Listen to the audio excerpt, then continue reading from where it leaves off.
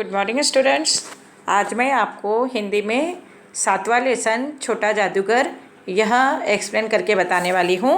आपको यह पाठ पढ़ना है और ध्यान से सुनना है।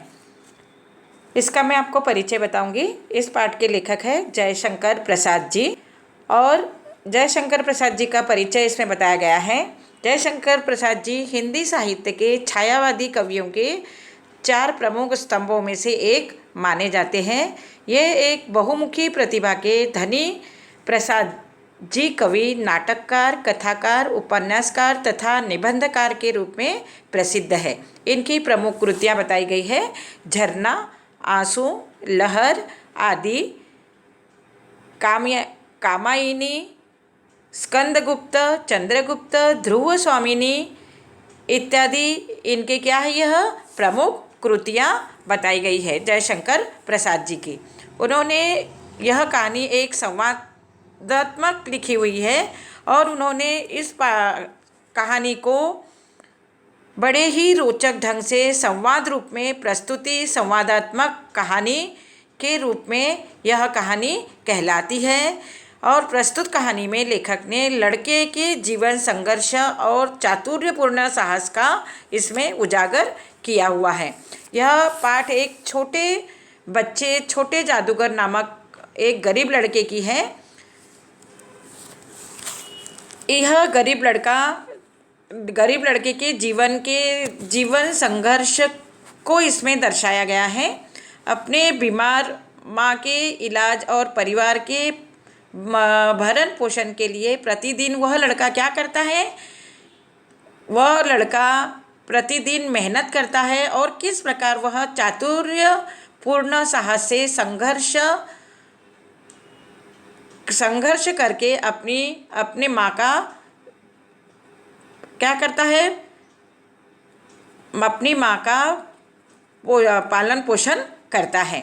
और यहाँ पर इस पाठ में लेखक ने एक छोटा जादूगर, यह एक गरीब परिवार का लड़का है। उसके परिवार में उसकी बीमार माँ और बाबूजी रहते हैं।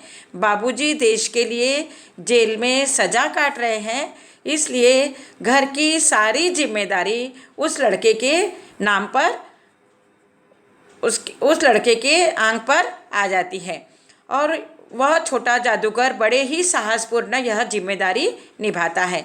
जिस उम्र में बच्चे खेलते कूदते व पढ़ते लिखते हैं, उस उम्र में छोटा जादूगर गले में मोटी रस्सी और जेब में ताश के पत्ते लेकर क्या करता है, जादू के खेल दिखाता है। परिवार की आवश्यकता ने उसे शीघ्र ही क्या बना दिया है, उसमें चतुर बना दिया है। और माँ जब अस्पताल में थी तब भी छोटे जादूगर क्या करता है, वह तमाशा दिखाकर माँ की दवा और अपने पेट भरने का इंतजाम करता है।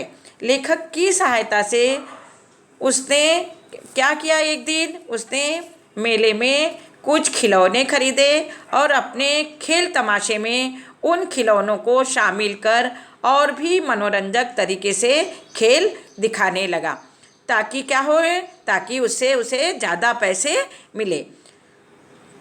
लेखक की पत्नी को उसने भी यह जादू के खेल दिखाए और उसके बदले में उस लेखक की पत्नी ने उसे 1 रुपये दिया और उस 1 रुपये से उस छोटे जादूगर ने क्या किया, उस 1 रुपये से उस छोटे जादूगर ने भरपेट खाना खाया, भरपेट पकौड़ी खाई और अपनी बीमार माँ के लिए उसने एक कंबल खरीदा। और जो कि अस्पताल में उसकी माँ कांप रही थी, तो उसके लिए उसने क्या खरीदा, एक कंबल खरीदा और माँ के शरीर में कंबल डाला और माँ से लिपट गया।